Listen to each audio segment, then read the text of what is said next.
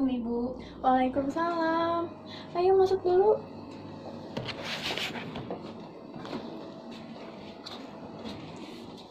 Gimana kabar kamu? Baik sih Ibu, cuman mungkin nanti ada yang mau aku ceritain. Boleh. Alhamdulillah ya kalau baik. Sebelum kesini udah makan belum? Udah. Oh, udah. Nanti aman lah ya. Iya. Oke. Ibu merasa senang ya karena kamu udah datang kemari dan Ibu juga ingin kamu tahu bahwa saya di sini untuk mendengarkan kamu tanpa menjudge apapun ataupun pokoknya di sini Ibu netral lah ya. Coba deh kamu ceritain apa yang sedang kamu rasain dan apa yang membawa kamu kemari. Saya juga ingin kamu merasa nyaman untuk berbagi apa aja yang ada di pikiran kamu. Aku sangat bingung dan aku merasa aku punya banyak masalah dan sulit untuk menghadapi sendirian. Oke. Mari kita mulai dari memahami lebih dalam lah ya. Kamu bisa gak kalau kamu tuh menceritakan lebih banyak gitu tentang situasi terakhir yang membuat kamu tuh merasa kesal atau marah gitu ketika kamu menghadapi masalah? Akhir-akhir ini aku membuat kesalahan saat presentasi di kelas, Bu. Ketika dosen mengkritik aku gitu ya, aku tuh merasa malu, terus juga merasa marah dan merasa nggak ada yang mau mengertiin aku gitu. Jadi aku tuh langsung menutup diri dan juga menjadi keras kepala. Terus aku selalu merasa seperti itu ketika dikritik oleh orang lain gitu, Bu.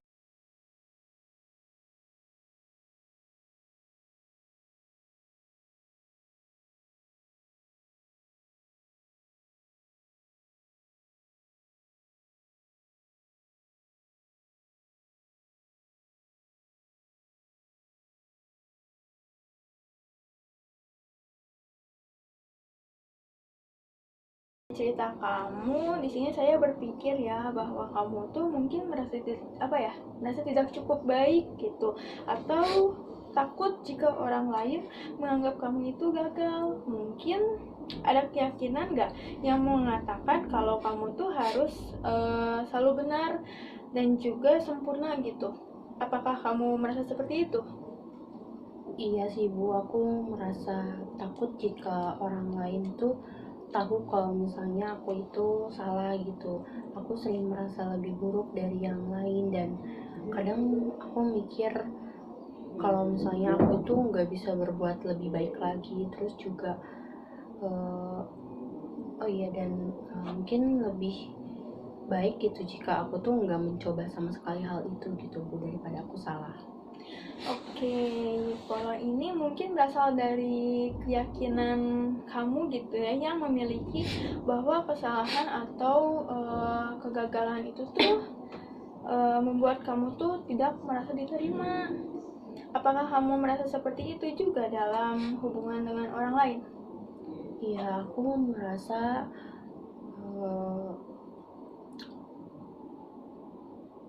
selalu sendiri, jadi seolah-olah tidak ada yang benar-benar peduli sama aku dan juga mendukung aku gitu, Bu. Apakah ada kemungkinan bahwa meskipun kamu merasa sendiri, tapi sebenarnya tuh banyak gitu orang lain di sekitar kamu yang peduli dan siap mendukung kamu jika membuka diri kepada mereka? Mungkin aja sih, Bu, tapi aku merasa seperti tidak ada yang benar-benar bisa mengerti atau membantu aku. Terkadang aku ngerasanya lebih mudah untuk menutup diri gitu dibandingin aku mencoba strategi. Aku mencoba berbagi dengan orang lain. Rasanya seperti bebanku tuh terlalu berat untuk dibagikan ke orang lain. Oke. Di sini saya ingin kamu tahu ya bahwa kesalahan itu tuh adalah hal yang normal. Setiap orang juga termasuk saya sendiri gitu ya di sini pasti pernah membuat kesalahan. Hal yang terpenting itu adalah bagaimana kita meresponnya. Kamu memiliki banyak potensi nih untuk mengatasi tantangan ini. Kamu juga seharusnya tidak perlu untuk menghadapinya sendirian, karena ada banyak gitu orang lain yang peduli sama kamu, meski mungkin ya kamu merasanya sendirian. Terima kasih ya Bu, aku mulai merasa agak lebih lega lagi setelah tadi cerita ke Ibu. Meskipun memang masih agak sedikit nggak enaknya sih ya Bu, tapi tetap aja rasanya jadi lebih bisa mengerti kalau misalnya emang kesalahan itu bagian dari kehidupan juga. Oke, sekarang bagaimana jika kita mulai melihat kesalahan sebagai kesempatan untuk belajar dan bukan sebagai tanda kalau kamu itu tidak cukup baik. Tapi terkadang rasanya masih susah banget Bu untuk menerima kalau misalnya ada yang mengkritik aku atau kalau misalnya aku membuat kesalahan. Bagaimana nih kalau setiap kali kamu menghadapi kritik ataupun kesalahan, kamu mencoba deh untuk memberi ruang bagi diri kamu untuk merasa kecewa, tetapi juga tidak langsung bereaksi terhadap kemarahan. Nah, kamu juga bisa memberi diri kamu waktu sejenak gitu untuk merenung dan juga kemudian melihat hal tersebut sebagai peluang untuk berkembang. Baik Ibu, mungkin aku akan coba untuk berhenti sejenak dan juga mencoba tidak langsung marah ketika itu terjadi gitu ya Bu. Mungkin dengan cara menarik nafas terlebih dahulu uh, dan berpikir lebih jernih lagi, gimana Bu? Nah, itu betul ya, itu langkah yang sangat baik. Kamu juga memiliki banyak sekali kemampuan untuk mengatasi masalah ini. Nah, fokus pada solusi itu merupakan cara yang paling efektif ya pada permasalahan ini.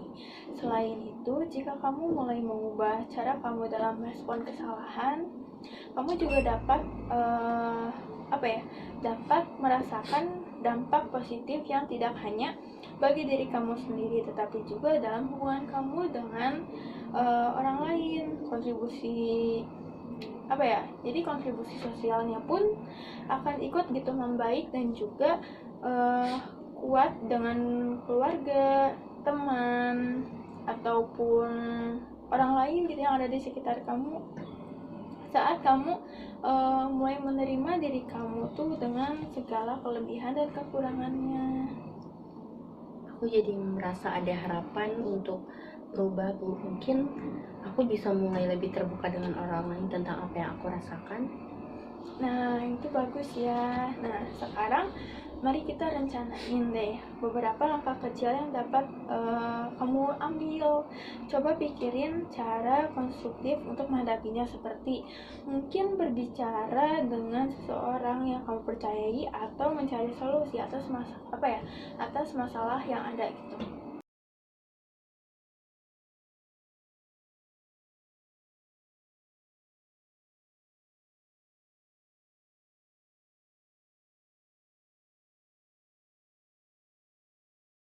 Aku akan coba deh untuk melakukan itu.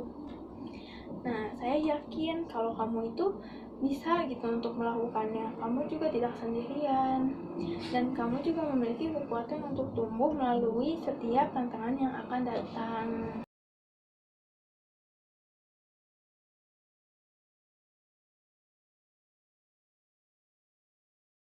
Oke, selanjutnya, bagaimana jika kita merencanakan langkah-langkah kecil nih yang bisa kamu ambil ya saat menghadapi kritik atau kesalahan?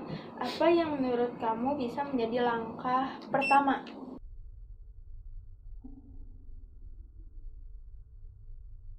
Mungkin tadi sih ya Bu, aku bakalan mengatur nafas gitu ya, berhenti sejenak mengambil nafas, dan juga aku nggak langsung marah-marah gitu sebelum merespon. Oke, itu langkah yang bagus ya.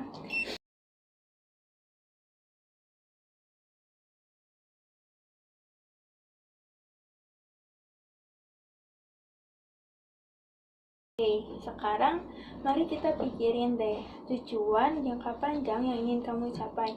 Apa yang ingin kamu rasakan setelah mulai mengubah cara kamu untuk menghadapi kritik atau kesalahan?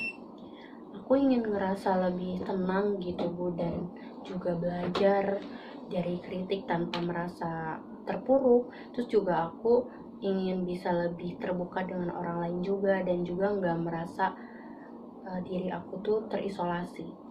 Oke, itu tujuan yang baik ya, dan juga menurut ibu juga itu bagus sih. Ketika kamu mulai menerima kritik dan kesalahan sebagai apa ya, bagian dari proses belajar, kamu juga tidak hanya akan merasa lebih tenang, tetapi juga lebih terhubung gitu dengan orang lain. Kamu juga siap gak untuk untuk melangkah ke arah itu?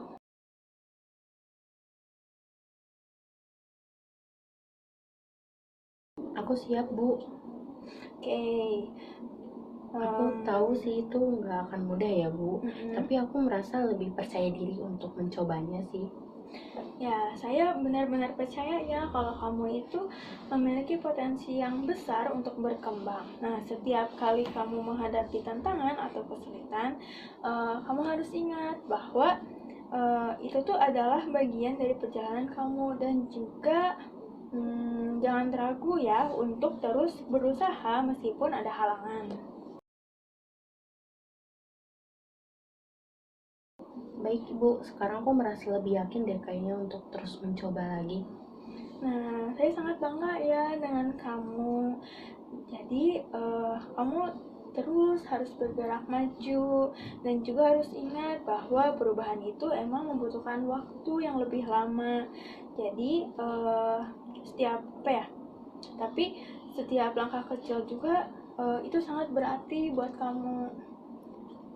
Oke Ibu, terima kasih banyak ya Ibu atas dukungan Ibu, atas yang sudah Ibu bilang tadi, rasa semangat dari Ibu. Aku akan terus berusaha deh Bu.